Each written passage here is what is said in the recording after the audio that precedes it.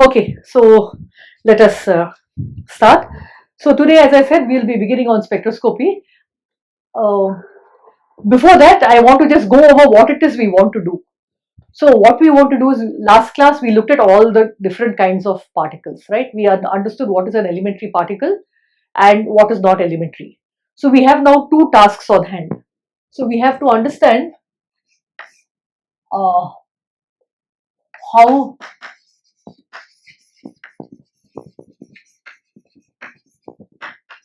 elementary particles interact.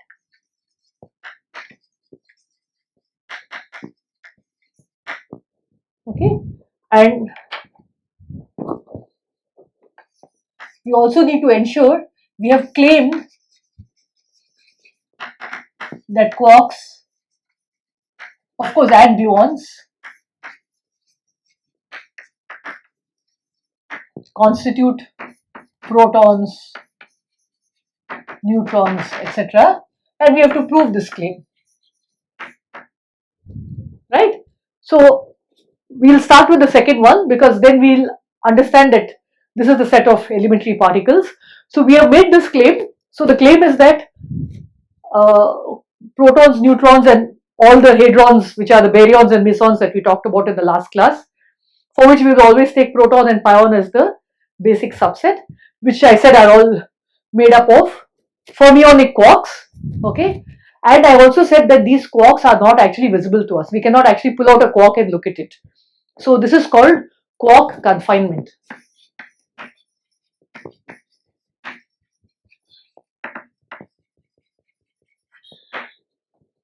Okay, so what we have to do now is to look at this set of statements and try to reconcile them with each other. So we are saying one, quarks are confined within protons, neutrons, whatever hadrons, and so you can't see them. But then how do we then prove that they are actually sitting inside these hadrons, right? So we have to find some indirect evidence, and we will have two sets of evidence. So the first set that we will see will be through spectroscopy.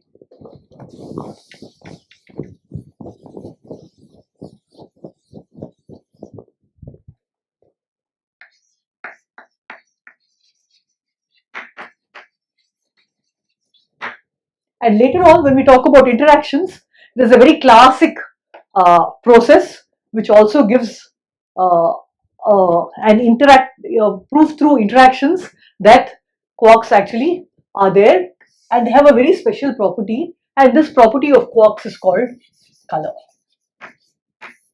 Okay, so in order to understand the context in which we are talking about this new quantum number, let us first look at the quantum numbers that we already know.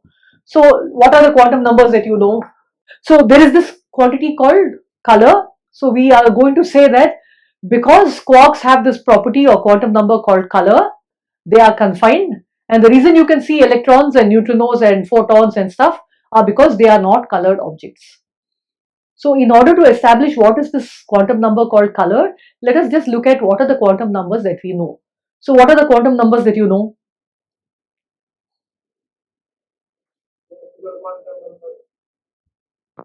Name a quantum number that you know. Good quantum number, something conserved. Charge. Very nice. So electric charge, okay. When we say charge, we always mean electric charge, okay. And I already told you, for example, U was plus 2/3 of the proton charge, D was minus 1/3, and electron is minus 1 of the proton charge. So that's a nice quantum number. What are the other quantum numbers we know? Baryon number. Okay, baryon number, okay. Lepton number. Baryon number, lepton number. I want to put them separately over here. We will talk about all these things. There are different kinds of symmetries. Okay, so I will make a statement now which I will prove to you a few classes down the line. Certain symmetries lead to certain conservation laws. Okay, for example, electric charge, okay, is a conserved quantum number, and that comes from current conservation. You would have all learned about current conservation, right? It's a very, I mean, it's basically law of conservation of energy, and then current conservation will give you that conservation of electric charge. Okay, so those are continuous symmetries which give you some conserved quantity. These are called discrete symmetries. Baryon number, lepton number, they come from some global symmetry. That's why I'm going to put them differently. I'm looking for some more quantum numbers. I said these are fermions, right? Sorry? Isospin. Okay, so spin and isospin both. So we will write both spin, very nice, and isospin. So is there anybody here in the class who has not heard of isospin? So there are two kinds of, yeah, somebody doesn't know. Okay, so there are two kinds of isospin.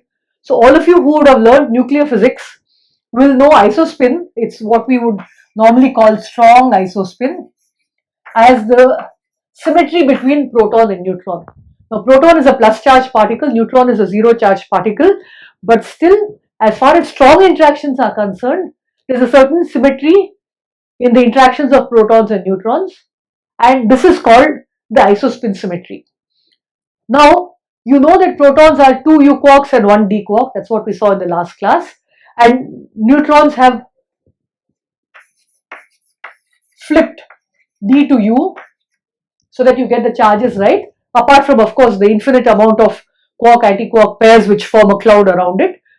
And therefore what we will put as isospin symmetry is between the quarks u and d. So here is what we call the strong isospin symmetry between protons and neutrons, and I don't want to go into the nuclear physics of it, but if you discount the electric charge part of it, the protons and neutrons are bound inside nuclei through strong interactions in exactly the same way. That is the meaning of this, what we call strong isospin. Strong isospin is not exact, but what we are going to do now is we are going to define another quantum number called weak quantum number, and it's between these sets of, you remember that last class I thought somebody will ask me why I put things in brackets.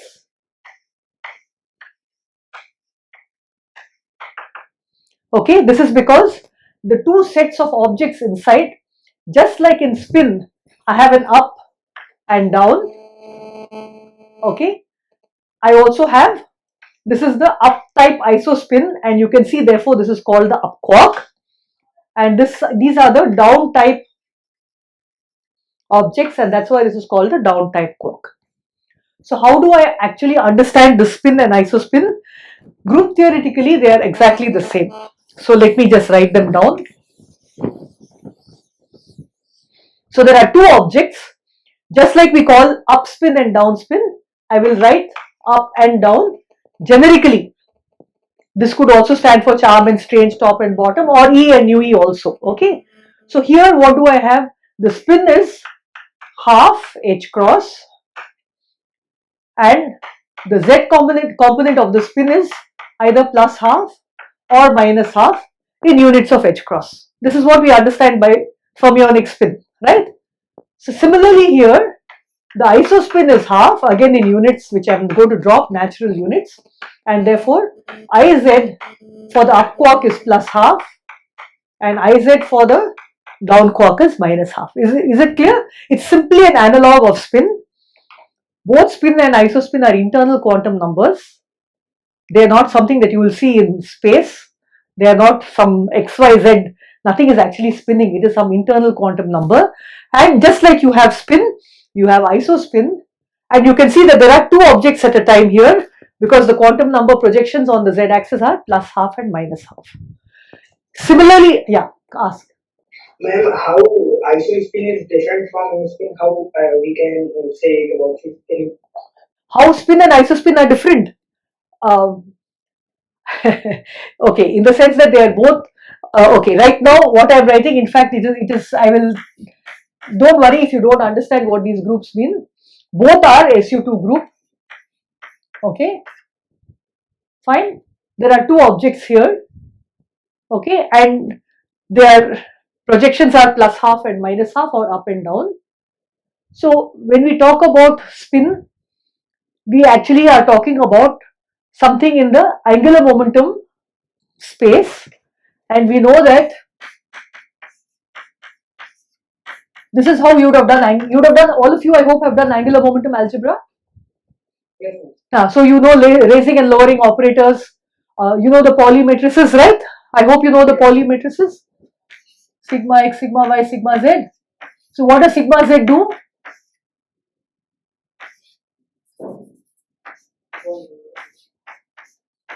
What does sigma z do on an upstate? What is an upstate?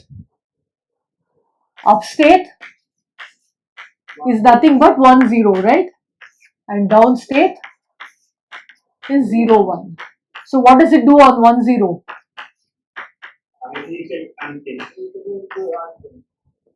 And what happens on 0, 1? It gets a minus sign, right? So these are the quantum numbers, plus 1 and minus 1 in units of half h cross, right? So the spin is some object. It is an internal quantum number. It's some abstract quantum number that is associated with a physical orbital angular momentum such that the sum J is equal to L plus S is the conserved quantity, right? What is conserved? Total J is conserved, not L and S individually, but total J, actually not total J. What are the conserved quantum numbers? Jz and what are the conserved quantum numbers? J squared, very nice, J squared, right? So Jz and J squared are the conserved quantum numbers. So S, the spin, is some abstract quantum number that is associated with the total angular momentum of that state. Isospin, yeah, yes. I am still answering the question. Just one moment, I am still answering the question. How do you distinguish spin and isospin? So is your question related to that? Is your question related to that? So is it okay now? Ask the question.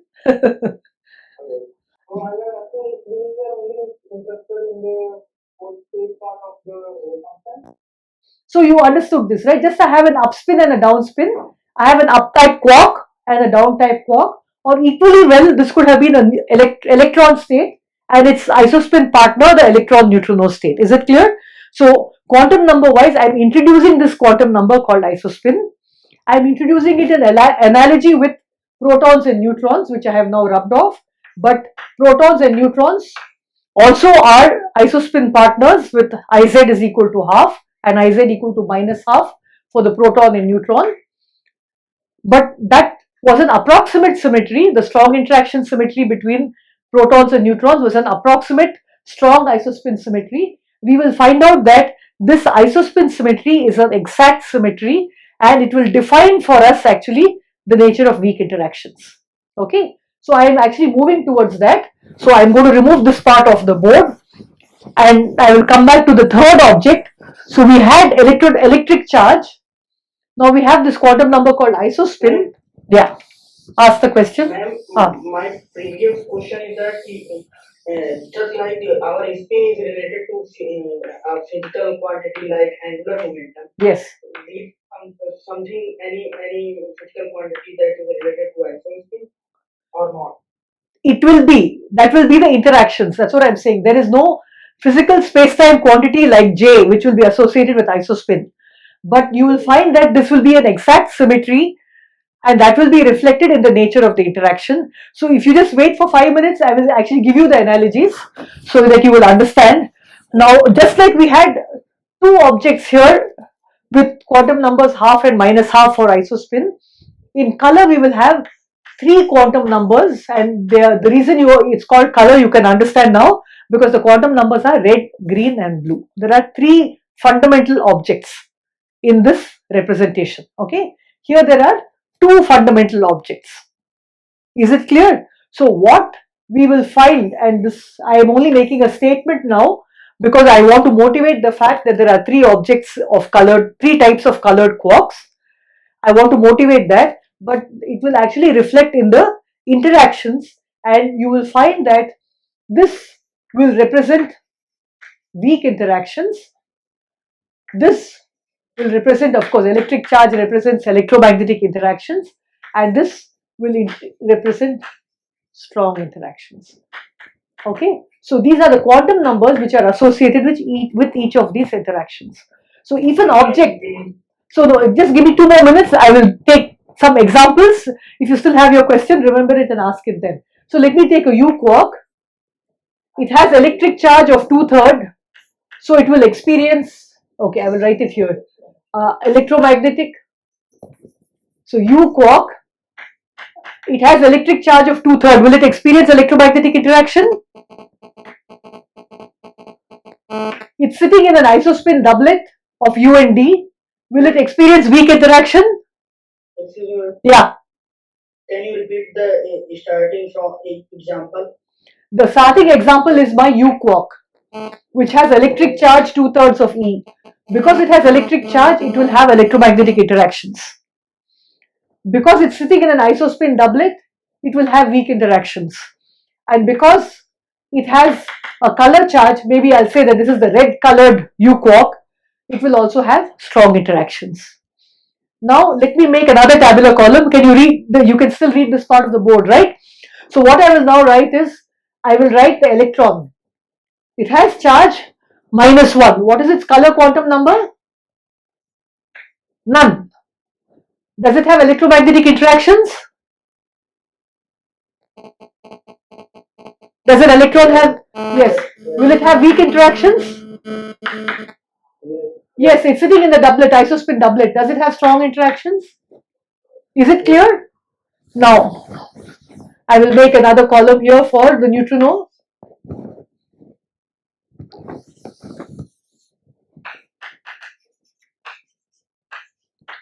So please tell me,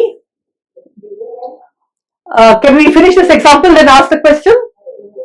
No, with Koina left the meeting and we can't see the parents. So can we let him know?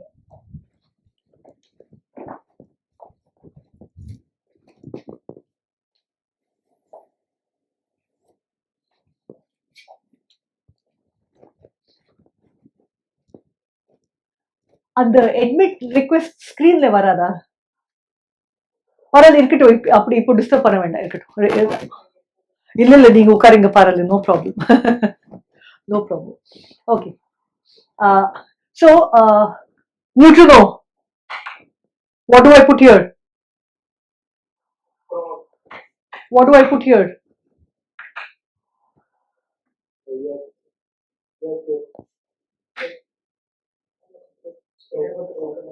Okay, so we have seen 3 examples.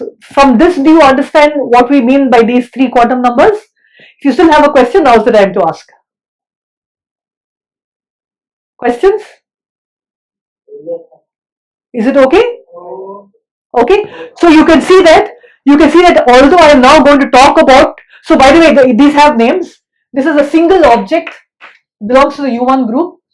There are 2 objects, it's a doublet, it belongs to what is called the special unitary group of dimension rank 2, and this belongs to, there are 3 objects, so it belongs to SU3. We will understand them. If you have not done a group theory course, I will give you enough of a background so that you can understand the quark algebra, okay? And you can go back to read Lichtenberg, which will tell you lots more about this. So what I want you to understand is this. We are now going to talk about evidence that quarks exist. To understand this evidence, I must introduce the SU3 group for quarks. So I want to actually motivate why it is that we use the SU3 group, because we will find that that is what gives you the correct way that the quarks interact. Okay? Okay, ask your question now. How you recognize its color? Means electrons don't have any color. So how do you know? That is just observation, right? Electrons don't sit inside the nucleus. They don't have strong interactions. Therefore, they don't have color quantum number. How do you know that neutron has no charge? You bring it in the magnetic field and it doesn't bend. So you bring it in an electric field, it doesn't bend. Sorry, in the magnetic field, that is not right, because it has, even though it has no charge, it has spin. So yeah, but in the electric field, the neutron will not get bent, right? So these are, someone is saying, asking a question or saying something. Okay, so you have to go back to observation. When you ask, why is it that it has this quantum number and not that quantum number? There's a huge amount of experimentation which lies behind it. And we are only, as theorists, looking at the data and trying to write a model which fits that experimental observation. Okay, so we know that or we will ask. In fact, when Gelman wrote down the SU3 theory for quarks, he believed that it's simply a mathematical construct. He did not believe that quarks were real. He did not believe that quarks exist. But he said that mathematically you can understand the properties of protons and neutrons by invoking objects which are elements of the SU3 algebra and giving them a color quantum number. But soon we found that actually these quarks exist, and we actually have indirect evidence that these quarks do exist. So when we write down the spectroscopy, we will also look at all these proofs that the quarks exist. So first we will construct, and then having constructed the states, we will use that to compare with the experimental data and show that really indeed quarks have color. That means that if I take a quark, I must specify its charge, its isospin, and its color. So it has 3 quantum numbers. For an electron, I have to specify its isospin and its charge, and so on. So you can write down for all of them and you can complete this exercise. You can see that all the up-type objects for quarks will have the same properties, down-type objects will have the same properties, and similarly for lepton, nu e, nu mu, nu tau will have the same quantum numbers. E, mu, and tau will have the same quantum numbers. How to distinguish all of them when they have the same quantum numbers is because of the masses, and that's a completely different thing. We will not talk about it right now. We will discuss it when we come to interactions. Okay. As a matter of getting familiar with these particles, I suggest strongly that you look up the properties of these particles, especially the masses. And when you look up the masses, before going into the spectroscopy, I want to tell you how in particle physics we understand masses, because you know that the first chapter of every physics textbook is units and dimensions, right? So we will first talk about units. You can see that I already dropped h cross. So in our natural units, h cross equal to 1. So these are called natural units.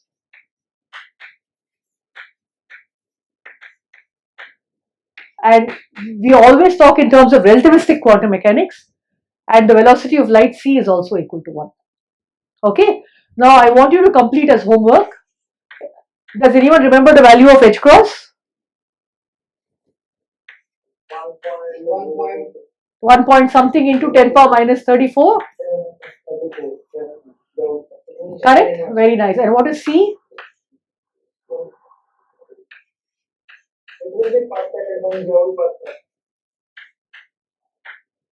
H cross is units of angular momentum, right?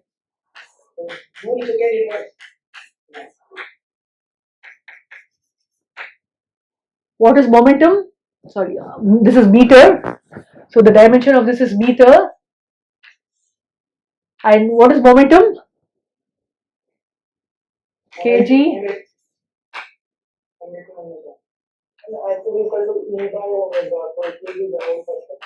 Yeah, so you please convert. Joule is energy. So F is equal to dP by dt. Joule is equal to F into distance. So let's call it R. And you can see that therefore it is joule second. Okay, just shall we finish it on the board? Why don't you do it in your notebooks, all of you? I've given you, I think, enough of the. So force is dP by dt. So that is kg meter by second squared into meter. So you can see that between this and this, it is joule second, right? Is it okay? Fine, please do it in your note. I hope all of you have pen and paper with you. So, but it's extremely hard to lecture like this, sir. Some of you have your videos on, but I just have your names in front of me.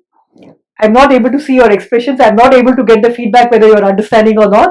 So I would really appreciate it if you keep telling me and if you keep asking me questions or asking me to clarify. At least I know someone is listening. It's extremely hard to talk to a wall. Extremely hard, because with my PhD students, at least, you know, both of us are talking to each other and there is no difficulty. But here, you know, I mean, I have some screens in front of me, and as I said, I'm not sure that, you know, you are getting a sense of what I'm saying at all. So please cooperate. So, okay, fine. So what is H cross C? H cross C is about 3 into 10 power. Okay, now I want to do one more bit of work. So we know that 1.6 into, okay, 1 MeV or 1 electron volt is equal to,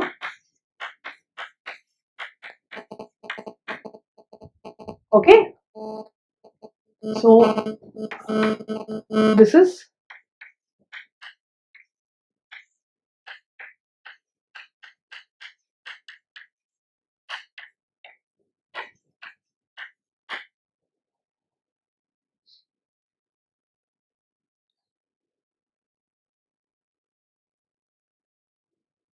so what will that give me? This is 34 minus 19,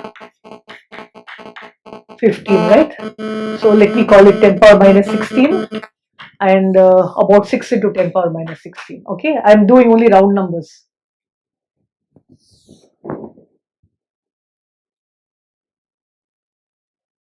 So H cross C is,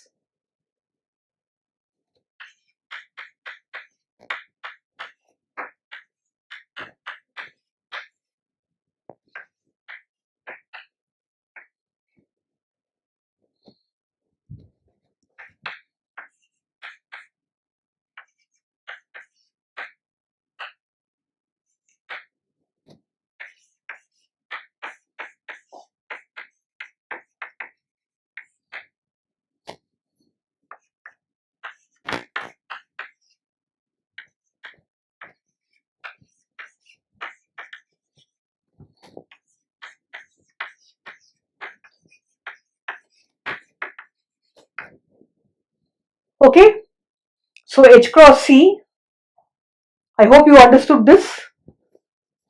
So this is in electron volt, second by second cancel, so this is electron volt meter. Meter I converted to 10 power 15 Fermi, I hope you know this unit. And EV I converted to million electron volts, so I removed 10 power 6, so that gives me 200 MeV Fermi. So what does that mean? When I set H cross C equal to 1, I have set H cross C is 200 MeV Fermi, and I've set that to 1, which means that 200 MeV is equal to 1 by Fermi. This is a very, very important unit in particle physics, so I want to spend some time on it before I go back to the spectroscopy. We know that the nucleus is of the order of 1 Fermi in size. What is the size of an atom? 1 electron. Very nice.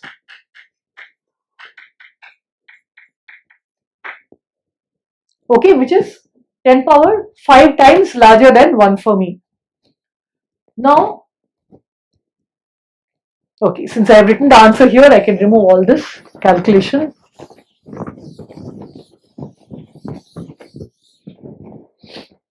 Okay, what does Heisenberg uncertainty principle say? Have you all learned Heisenberg uncertainty principle? Yes. What does it say? Math should not be greater than as proper.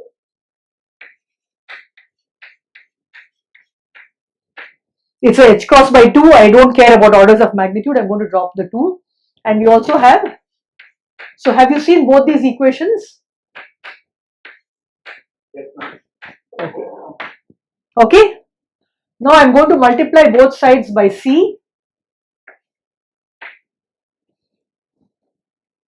and remind you that relativistically dimensions of PC and MC squared are the same as energy. Dimension of PC and MC squared are the same as energy. So PC is the same dimension as energy, and you know that velocity into time is distance. So these two have the same dimension and both of them are h cross c. There is only one Heisenberg uncertainty relation relativistically, right? Because they are connected. We know that the 4 vector distance between two objects is t squared minus x squared, right? Where I've put c equal to 1. So if I drop c equal to 1, don't get confused. Put back the c's appropriately because objects must have the same dimension when we are adding terms like this. Okay. So what am I saying here? I am saying that if some object has an energy equivalent of 200 MeV, then the distance associated with it, which is either this or this, okay, is 1 Fermi. Okay, so you can immediately see that an object which is 10 power 5 times larger will have an energy which is 10 power 5 times smaller. So it will have an energy of 200 MeV by 10 power 5. So 10 power 6 is like EV. So it will be like something like about 2 keV. Okay.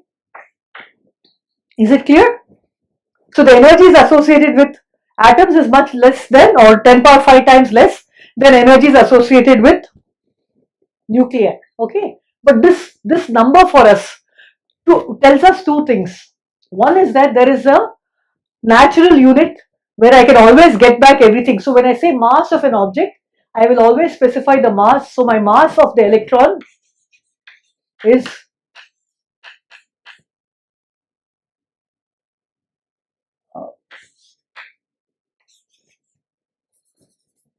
I'll try to stick to one set of units. So always million electron volts. Okay. And mass of the proton is 2000 times more. But you can see that I use MeV now as my natural unit. MeV is no longer an energy unit. It is a mass unit, energy unit, everything, because I know how to do this conversion. So these are my natural units. Every object, whether it is energy, momentum, mass, everything will be written in one set of natural units. The joules are completely, you're not going to struggle with 10 power minus 34. It makes no sense. So in nuclear and particle physics, we will study either MeV or 1000 times MeV is called a GeV, giga electron volt. So either we will talk in terms of MeV or GeV. And so the first thing we understand is that natural units help us to write masses or energies of objects in sensible ways. The second thing is that you see there is an inverse relationship between the energy and the distance. So if you probe something at larger and larger energy, you're going to probe it at shorter and shorter distances. Is it clear? This is why we have colliders. You might have heard of the Large Hadron Collider, LHC, where the Higgs boson was discovered nearly 10 years ago. That was an amazing discovery. After a long time, a fundamental elementary particle was discovered. The reason you had to go to such high energies is that you want to probe shorter and shorter distances because the physics of these objects are related to very short distances. So that is the reason why particle accelerators are built, why particles are collided at very high energies, because only then you can probe smaller and smaller distances. So to give you an example, if you have, this is the nucleus of an atom, this is its electron going around it, and this is not to scale, because what will be the scale? The radius of this should be 100,000 times larger than the radius of this, which you cannot draw on the blackboard. I like to say that if the nucleus, say of a hydrogen atom, which is the simplest one, which is one proton and one electron, if the nucleus of the hydrogen atom is the size of this room, let us say that, which is about 10 meters of the nucleus, then this electron which is going around it, how far away is it? It will be, no, if this nucleus of this hydrogen atom is here in, yeah, so if this nucleus of the hydrogen atom is sitting in this room in Chennai, then the electron is 10 power 5 times 10,000 kilometers, it is sitting in Bombay, right? I hope you understand this. This is something very important to understand about particle physics, that this atom, therefore, though they tell you starting from school onwards, they don't tell you why it is so important, it is hollow. This is all crude things. We know that we don't have really an electron like this. The electron cloud is really a wave function. Wave function actually peaks at the center. We know that the S wave actually has a certain distribution. I think most of you would have done this in your entrance interview. Some question would have been asked, right? Harmonic oscillator potential or something like that. So these are all intuitive notions, but it remains that you have two scales in atoms. You have a scale at which, for example, in hydrogen atom, the scale is 10 electron volts. Why is it 10 electron volts? Because 13.6 electron volts is the ionization potential of hydrogen, right? To take this electron away, you need to give it 13.6, or for me, round number, 10 electron volts of energy. So to have changes in the nucleus, to have nuclear transmutations, you must have 100,000 times this, which is of the order of MeV, right? 10 times 10 power 5 is 10 power 6 electron volts, which is 1 million electron volts. So scales associated with the nucleus are of the order of MeV. So if I want to probe this hydrogen atom, if I probe it at 10 eV, I will see its electron. If I probe it at MeV, I will see it has a nucleus. If I probe it at hundreds of MeV, then I will see that it has protons and neutrons inside the nucleus. And if I probe it at tens of GeV, then I will see the quarks inside the protons, which are inside the nucleus, inside the hydrogen atom. Is the scale clear? So if I want to ultimately see these constituent quarks, I need to probe it at very, very high energies because they are short distance phenomena. So we will keep this in mind when we go to the interactions of particles, but we will come back now to the fact that we have some natural units and everything is going to be discussed in the natural units. Is it clear? I am going to abandon this now and come back to the spectroscopy. So I have an object. So now I will start with a simple example, which is spin, and then I will go to isospin so that you ease into it little by little. The main thing to understand when we talk about group theory is that we are interested in symmetry. Okay. So the symmetry that we are interested in, I am not going to define the SU2 group for you. You can look up any textbook, but I will introduce it through spin. So I will look at upspin and downspin. The formal question I am asking is that this state is an element of SU2. This state is an element of SU2. How do I combine two spins and what is the resulting state that I can get? This is something that all of you would have done in college, I'm sure, right? How can I combine? Sorry? I can't hear you very well. Who is speaking actually? I can't even see who is speaking.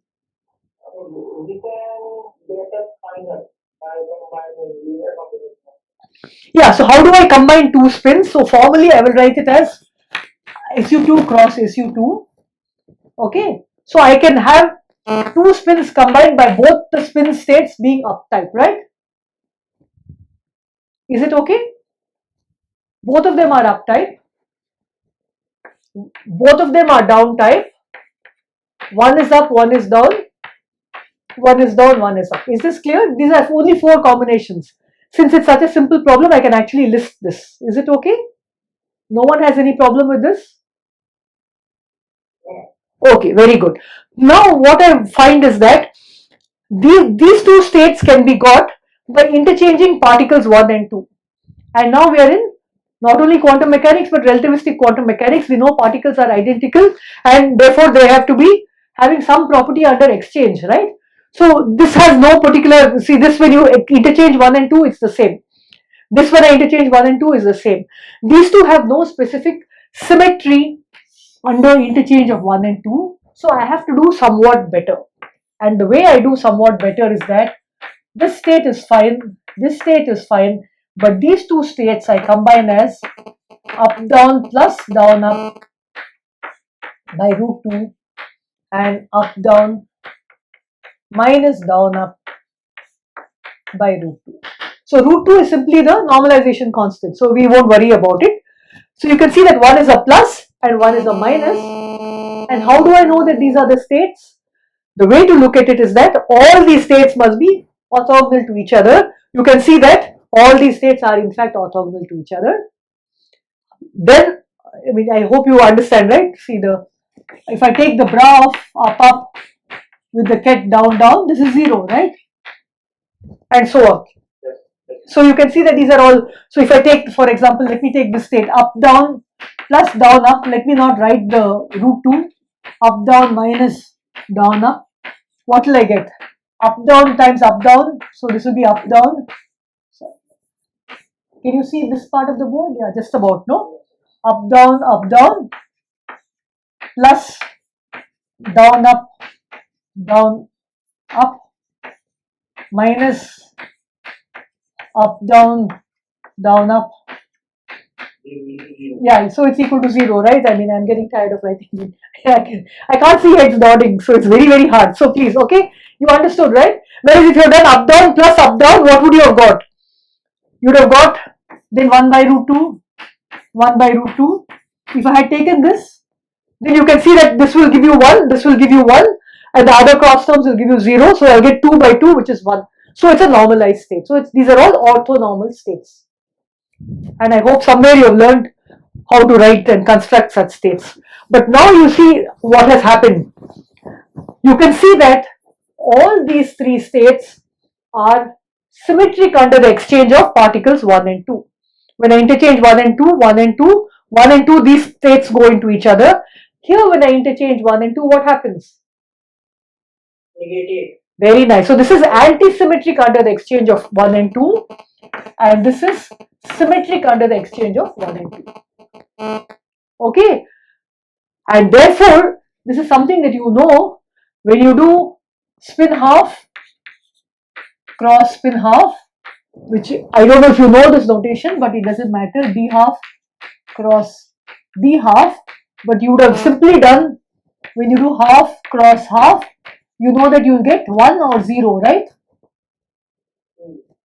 J, no? J is J1 plus J2 up to J1 minus J2. So the combinations are only 1 and 0. So this is the S is equal to 1 state. This is the S is equal to 0 state. This SZ here is plus 1. Here it is minus 1. Here it is 0. And here SZ is equal to. Is this clear? So what we have done is that though there are 4 states, we have rewritten these states so that they have specific symmetry or antisymmetry under interchange of states 1 and 2. Is this simple example clear? And therefore I am going to write this as d half cross d half is d1 plus d0. So this is how I am introducing this notation to you. Is it clear? Is it clear? Now suppose instead of spin I had, very good, if instead of spin I had isospin, what happens? Identical, instead of the up arrow I put the up state, instead of the down arrow I put the d state, and then everything goes through. So it's identical. The algebra of these spin and isospin states are both SU2 and they are both the same. Okay. Now I did not understand the d half because d half is equal to d1 and plus d0. We took half and half, we crossed a direct product, and we got states S1, S is equal to 1 and S is equal to 0. So this is the way the notation is written in group theory. We took two spin half states, which had plus half and minus half, and asked how we can combine all of them, and we got sets of states which were S is equal to 1 and S is equal to 0, and that's what I have written over here. Okay? So this is my crash course in group theory, which is 1 semester long, but this is more than enough for our... Yes sir. Ma'am, can you explain one more time? Which one? Do, kaun sa? D half cross D half equal to D1. This part of the board is visible, no? Let me write here though. So I am saying I am combine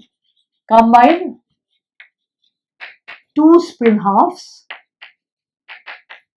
and enumerate the resulting states.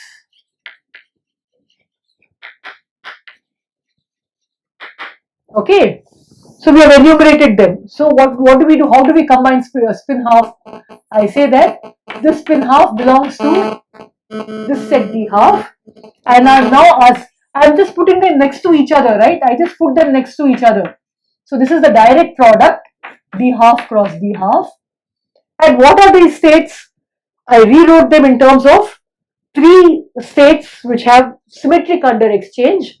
So this is my S is equal to 1 state plus 1 state which had S is equal to 0, which was anti-symmetric under exchange of 1 and 2. This is simply notation.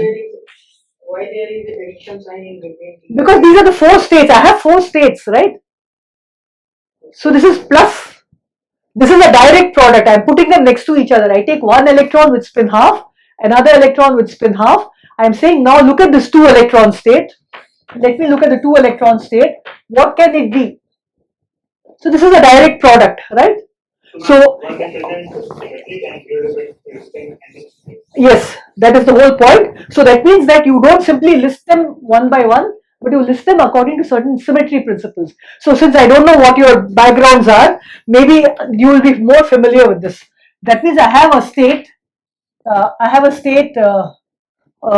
Jm, okay, and that can come as a sum over all possible states which have J1 with Sz quantum number M1 and J2 with quantum number with Z projection M2, and the coefficient here, which are called the Clebsch-Gordan coefficients, are given as C of Jm, J1, M1, J2, right?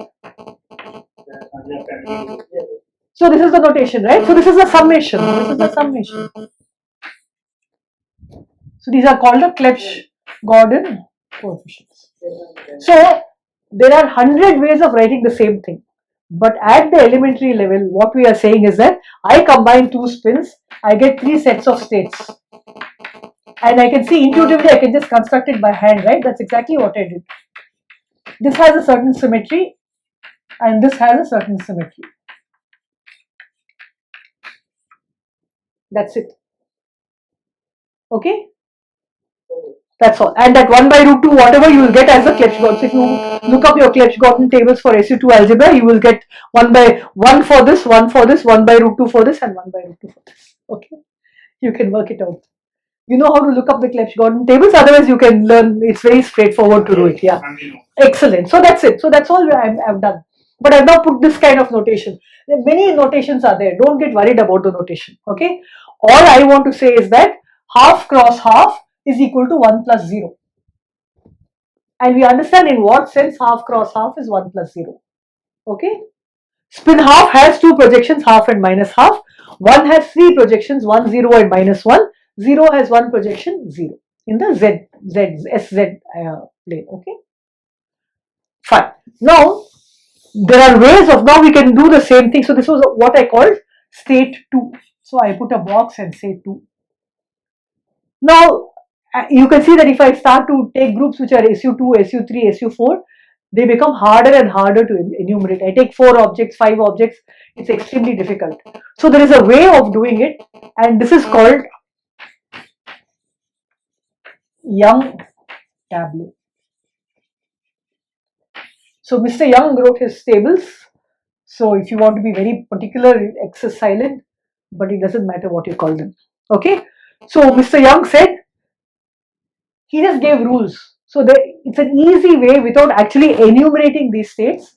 It's an easy way of actually writing down what these projections can be. So let us get the same result using Young tableau. So if I have some state which belongs to the SU2 group, I put a box with a 2. Okay. Now when I put a box with a 2, I am asking now what is 2 cross 2?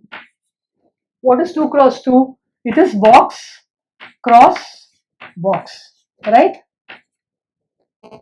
And what he said was he gave rules of how to combine these boxes.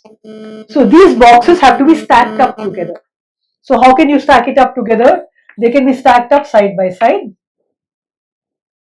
or they can be stacked up one on top of another. Okay? There's nothing else that can be done. It is a single box. You can put them side by side or you can stack them up one below the other. Now, having written the boxes, we have to assign some mathematical quantity to them. So how do you find the rank of these groups? So for that, what he gives the rule is that if you have a box like this, a row like this, and the fundamental representation is 2, the next box will be 3, the next box will be 4, and so on. And if you have a column of boxes, the first box will be 2, or let's call it n.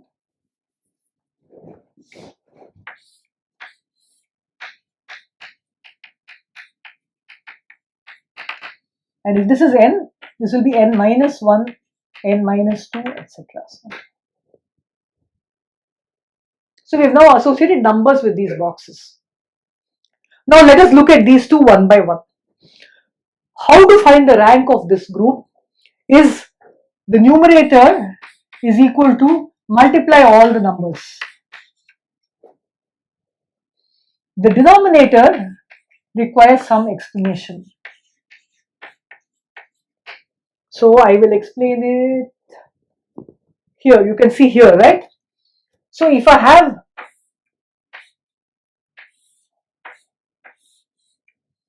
I'm taking an arbitrary box like this. How do you find hooks through this? I have to draw hooks through every box. So let me number the boxes A, B, C, D, E. Okay. How do I put a hook through box A?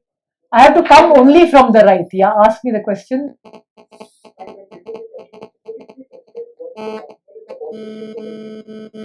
The numbers in the boxes tell you how to find the rank. I want to show that this is an D1 representation. That's all. Which has how many elements? It should have 3 elements. And this should have 1 element. So that's all I'm going to prove to you. And this is very simple. We have enumerated it by hand. But we will see that when we get to bigger and bigger groups, it's better to use this young tableau. So I'm giving it for a simple example. So to find the rank, I have to find a numerator by denominator. Numerator is simply multiplication of all these entries. The entries of the rows and columns are given like this. So the hooks is what I am describing now. Is it clear? I will give the example and then you will see. Okay. Who is this has not done group theory? I've done group theory, but not in the context of this young tableau. Okay, no, young tableau it's okay, but okay, since you didn't know rank, okay, I will come back to it. I will finish this, then you will understand what I mean. Okay, how many boxes does this hook go through? 4 boxes. 4. Very good. So the hook through A goes through 4 boxes. What about the hook through B? 2 boxes. The hook through C 1 box. and the hook through D? 1 box. Okay, so did you understand? So that's how hooks are found. The hooks are simply the product of all the number of boxes that a hook through that box would go through. So let us take this example. How many hooks are there? 2 hooks, right? 1 hook going through 2, 1 hook going through 3. How many hooks are here? 1, 2, right? And how many are here? So it is 2. 1. 3. Did you understand? So the number of elements in that group. So D1 has 3 elements. S is equal to 1, SZ was equal to 1, 0 and minus 1. So these 3 elements,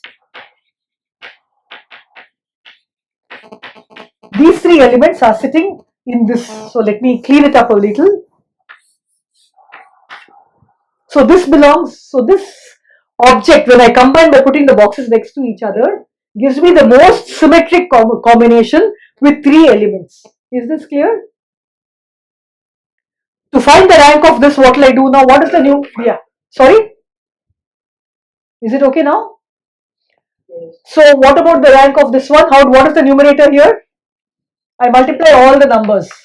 2. Now what are the hooks? Divided by 2. The hook through 2 is 2.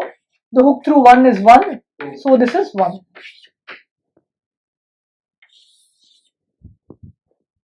Is it clear? And the value of hook does not depend on what are the entries. No, it doesn't. That's why I gave you a generic example over here. Okay. So let us now see, for example, a little more complicated thing before going to the next example. Let's actually put numbers here. So let me take a more complicated thing. Let me take SU4.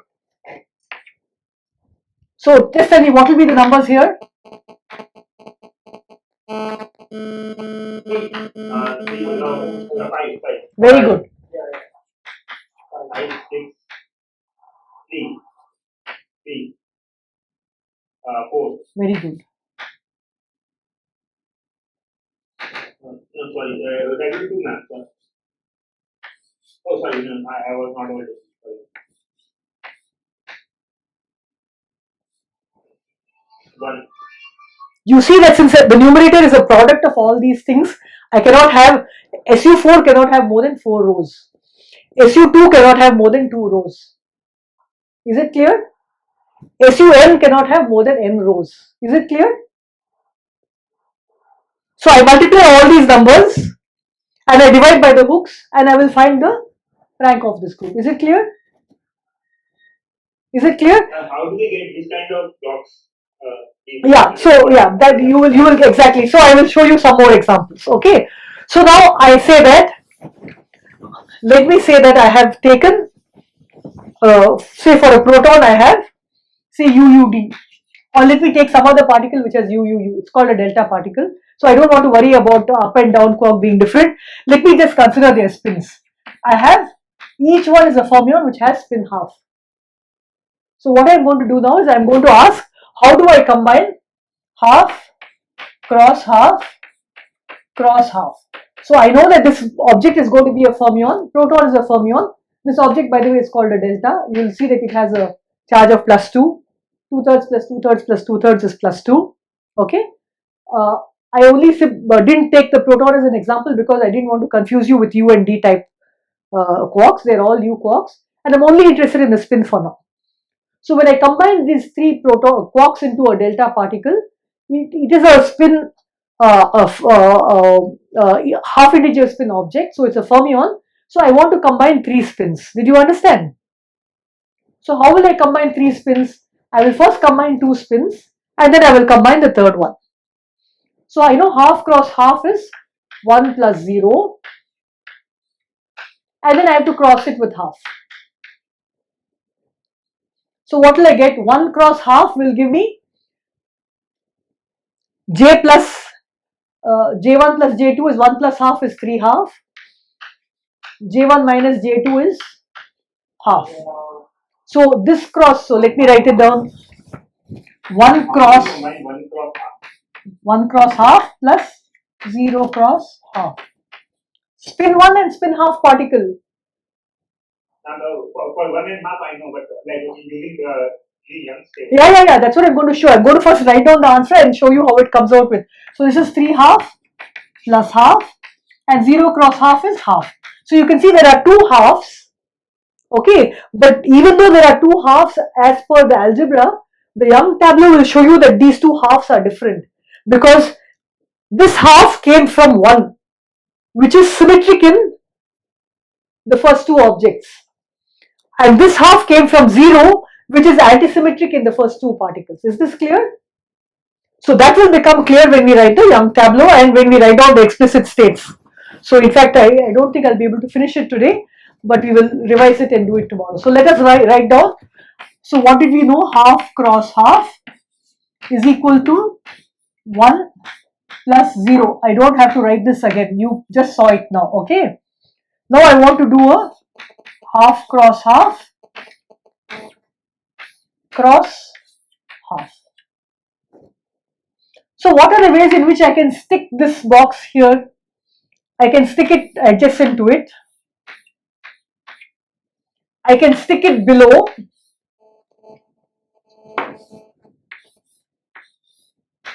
So when I stick it below, the question is, can I stick it here or can I stick it here? Now Mr. Young tells us that you can only stick objects which are convex from the right. That means I cannot have this. I can only have this. So these are the rules. Is it clear? So this box can either fit on the right, it can sit to the left or the right. The right is not allowed, so it sits to the left. Now I can combine these two. So what do I have? I have this object, and this box can sit on the right of this, and it's not allowed to sit on the right of the bottom one. So there is only one object over here. Up till here is okay? Yes, No, and can you explain one more time? So I will write it again.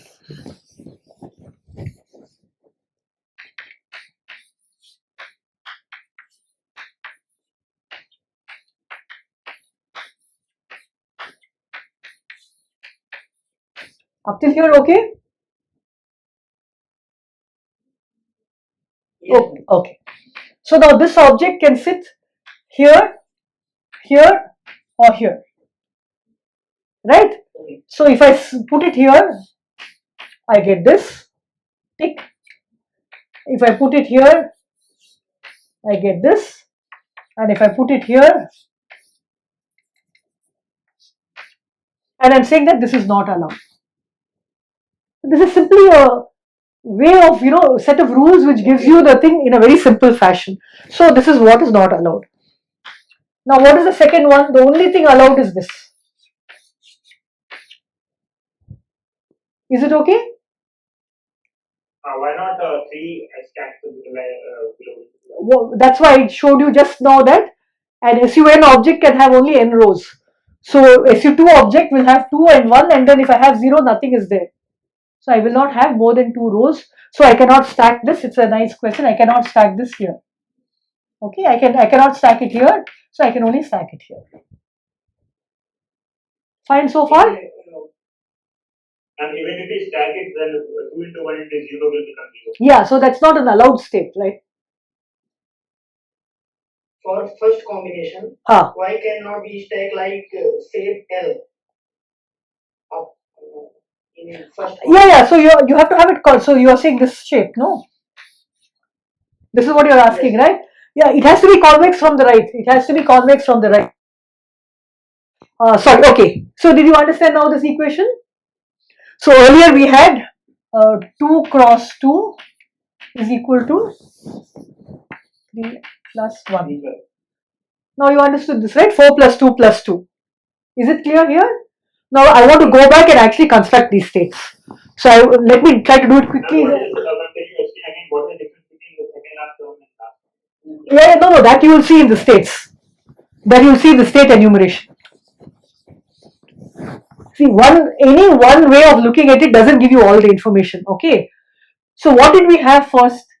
Let us see. We had 2 cross 2, and we had symmetric states which were up, up, down, down, up, down plus down, up by root. Let's take this first.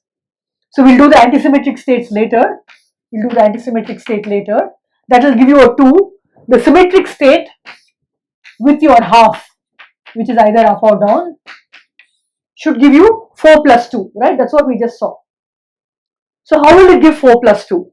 So let us first just combine the states. You can see that you can get a state which is up, up, up. Similarly, you can get 2 downs with a down will give you down, down, down. Okay. Now you can see that 2 ups with a down, 2 downs with an up, or an up down with either up or down only gives you 2 combinations. 2 up and 1 down, or 2 down and 1 up. All of them give you only these combinations. Can you see that? All 3 are up, 2 up and 1 down, which is here. 2 down and 1 up, which is here. 2 down and 1 down is 3 down, which is here. Up, down, up, which is here. Sorry, up, down, up, 2 ups and a down. Down, up, up, which is here. So I'll write them all down. So up, up, down, up, down, up, down, up. So these are the 3 ways in which you can get down, down, up. Did you understand? So this is essentially that net state is up, net state is down. Here it is 3 half up, and here it is 3 half down. Okay. Here 2 are up, 1 are down, 2 are down, 1 are up. So these are the 4 kinds of states. Now you have to find out the symmetries, right? So what is the most symmetric state? This is the most symmetric state. From here, how do I find the most symmetric state? I should be able to pull out a most symmetric state which has 2 ups and a down, and I should be able to pick out a most symmetric state which has 2 downs and an up. So the simplest state you will immediately see is this combination: 2 ups and a down, the down in the middle, the down in the beginning. Did you understand? So down is in the 3rd place, 2nd place, 1st place by root 3. Did you see? Can you see that this is completely symmetric in exchange? Similarly, I can have, this has 1 up, right? So this will be 2 downs with 1 up, 2 downs with the center 1 up, first 1 up with 2 downs by root 3. Okay, so that means this is Sz is equal to 3 half, this is Sz is equal to minus 3 half, This is the completely symmetric state with Sz is equal to plus half. This is the completely symmetric state with Sz is equal to, can you see this part of the board? Okay, Sz is equal to minus half. So these are the 1, 2, 3, 4. so this is your 4 part of that. Now you are out of the board. oh sorry okay, I'll just write 4 plus 2 plus 2. So this is our 4 state, completely symmetric in everything. So 1, 2, 3, 4. So this has been dealt with, we have completely used it up. This we have completely used up. So this we have taken 2 of the states. We still have states left over, right? We should have more of these states. So how many more states should be there? 2 more for Yeah, 2 more of each. Why? Because there's 1, 2, 3. 3 times 2 is 6, right? So of the 6 states, we've only pulled out 4. There should be 2 more left. So the way to find the other 2 states is to ask what is the state which contains 2 ups and a down and will be orthogonal to this. Is it clear? Is the statement clear? So I have identified one state. So I have Sz is equal to half, which is this. I should have another Sz is equal to half. Let's call this state A, and this is state B, and I have to find out the state AB. So find B such that AB, and this is the state A. Sz is equal to plus half. Is it clear? So in the interest of saving some time, you can do this yourself. I will write down what that state is. That state is, yeah, tell me. Can you repeat one more time the Yes. orthogonal part? Yes, I will. Maybe I will just do it.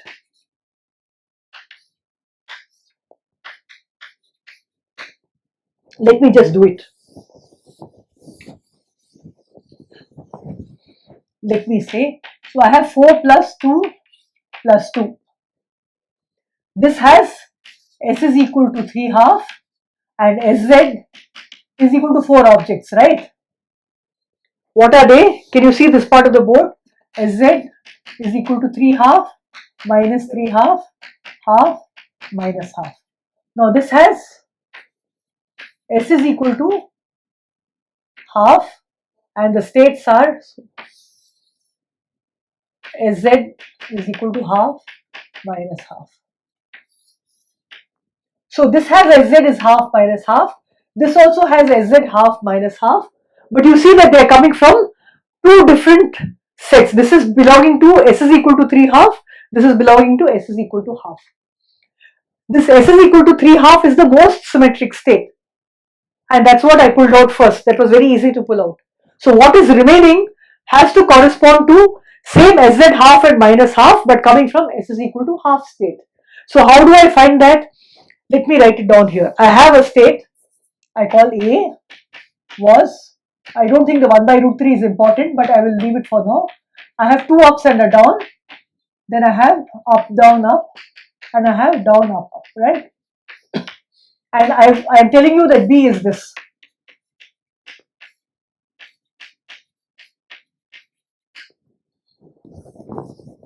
I'm just writing the same thing again because that was the corner of the board, okay? Up, down plus down, up by root 2. So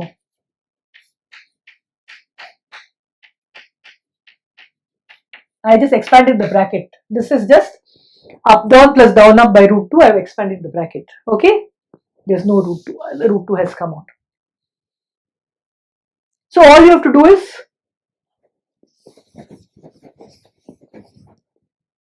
do A and B. At homework, you will show trivially it's 0. Okay. But suppose you did not know A and B, then what will you do? You know that B is equal to some normalization constant, which I don't care about, into some coefficient up, up, down, plus another coefficient of up, down, plus down, up by root 2. Is this clear up till here? So I don't know A and B, but the states are up, up, down, which I rubbed off, and up down plus down up by root 2, which are the two states which I got, right? How did I get that? Because this came from up times an up or down. So this state came from completely symmetric up with down, and this state came from the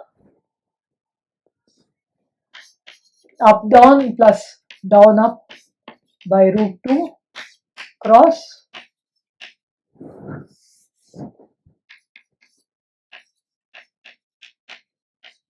it came from this combination, right?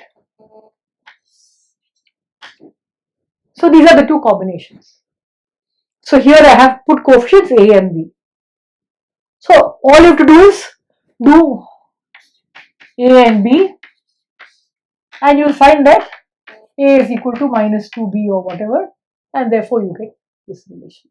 So the orthogonality just tells you what are these coefficients. So you know there are two states. One state was this, which you pulled out just from observation, from symmetry. The other state is simply the one orthogonal to this. You just have to expand this out, and sorry, this root 2 again is not there. I have taken it into B, right? If you put the root 2, then the B will become 2 times root 2. It doesn't matter. But ma'am, our state is previous one state, right? Yes. In which we are Yes. 1 by root 3 in See, we have 4 state. yes, but we know that, see, there are two. There is one set which has Sz is equal to half, and there is another set which has Sz is equal to half. Okay. Now, what are the states that we had which had Sz is equal to half? We had the state Sz equal to half coming from the, so see, what does this 4 have? This 4 has up,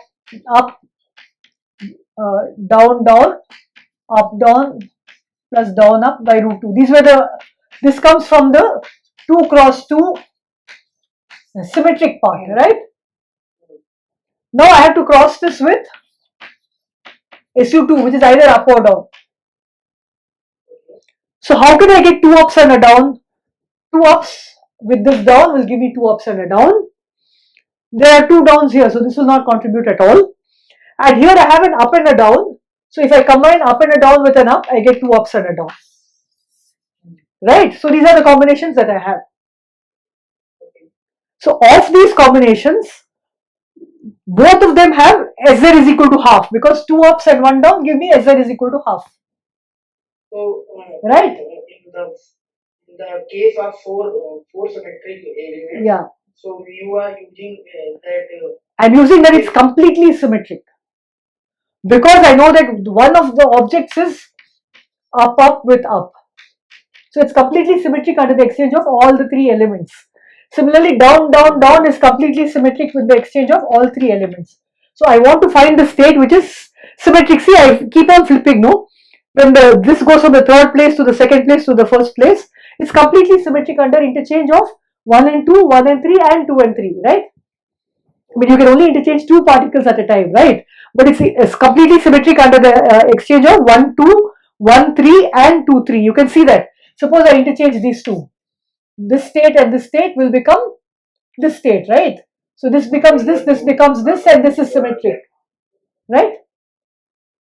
If I interchange 2 and 3, I get up, down, up, which is this state.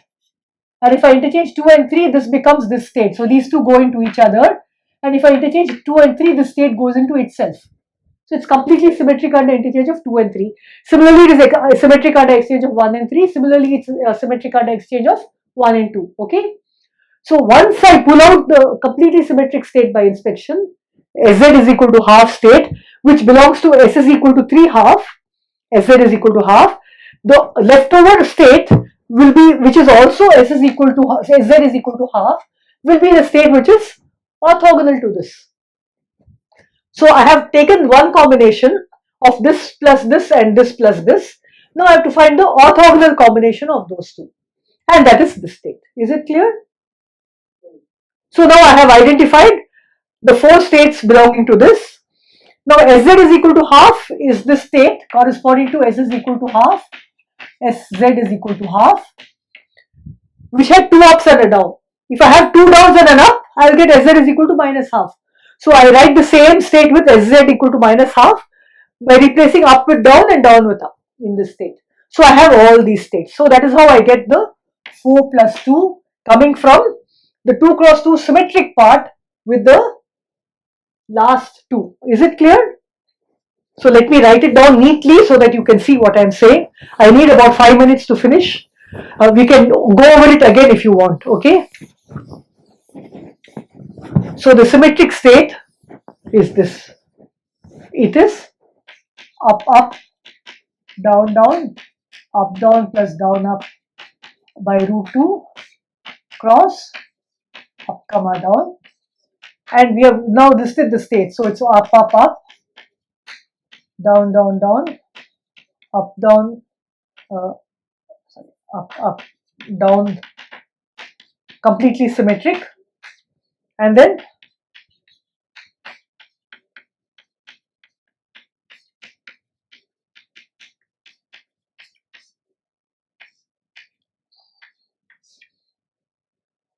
okay, and the other one which is s equal to minus half, which has the other object. So all these states now we have got. This is 4 plus 2. We have the 4 plus 2 states. Okay, so now, so that means we have sz is 3 half minus 3 half. So I have written here half. If I make 2 down and 1 up, I will get the minus half. Similarly, I have written the half, and if I put 2 down and 1 up, I'll get the minus half. So 1, 2, 3, 4, 5, 6 states I have got over here. So this last state comes from the antisymmetric combination up, down, minus down, up by root 2 cross. And what is that? There are only 2 states. Up by root 2 and up, down, minus down, up. So this is s is equal to half, sz is equal to half comma minus half, but coming from the antisymmetric combination. So you see what happened. This came from, so up till here came from this. This is the 4. Okay. Now this comes from taking the symmetric in 1, 2. It is symmetric in 1, 2. You can see when I interchange these two, it is symmetric. When I interchange these two, it is symmetric. But it does not have any particular symmetry in the with respect to the third spin. What about this one? This came from the anti-symmetric in 1, 2. They are anti-symmetric in 1, 2, and then no particular symmetry of the third one. Can you see that? So they are called mixed symmetric and mixed anti-symmetric states. This is completely symmetric in 1, 2, 1, 3, 2, 3. This is symmetric in 1, 2 with no particular symmetry with respect to the third state. This is anti-symmetric in 1, 2 with no particular symmetry with respect to the third state. So you can see how I now relate the explicit construction of the states, how I count it using Young tableau, and how I understand actually the symmetries according to the nature of the spin combinations. Is it clear? And when we write like in N table, Huh. so all row represents half, half, half, and the columns, every box in column represents minus half, minus half, minus half. No. So the thing is that not minus half, but if you go from more horizontal to more vertical, you're going from more symmetric to more antisymmetric. So for example, this will be the most symmetric state and this will be the most antisymmetric state. Okay, in fact, you remember that this was simply one. It's a singlet. One means it's a singlet, right? The most antisymmetric state is a singlet. So that's how we understand. Yeah. But ma'am, if by inspection we can give a number to every box, just like for 3 horizontal boxes. Yes. First page for 3 horizontal boxes. Yeah. And if we give every box a number half, then we can immediately say about its z equal to 3 by 2. No, I mean not immediately say, you'll have to calculate it, but yes, but that is the whole point. But this boxes works independent of n. So this is for SU n. That is why I told you, right? It does not mean that it works only for SU2. I have given you the spin example. Now we will go to SU2, SU3, everything we will go to, and therefore it becomes more complicated. We won't be able to write down explicitly the states like this, they will be very complex, but you will be able to see the symmetries of the states. So what I want to now do, in fact I will stop here. So what I want to do is, I want to understand what is the symmetry of the state, and appealing to the symmetry, I want to identify that the proton has to be composed of 3 colored objects. Okay, so that is why I am going to do all this, and I have to go now to isospin space. So I did this because you're comfortable with spin. Isospin SU2 is exactly the same, but we will now look at SU3. So we will start that in the next class, and then you will understand as we go along. Okay, is it okay? So I'll stop here.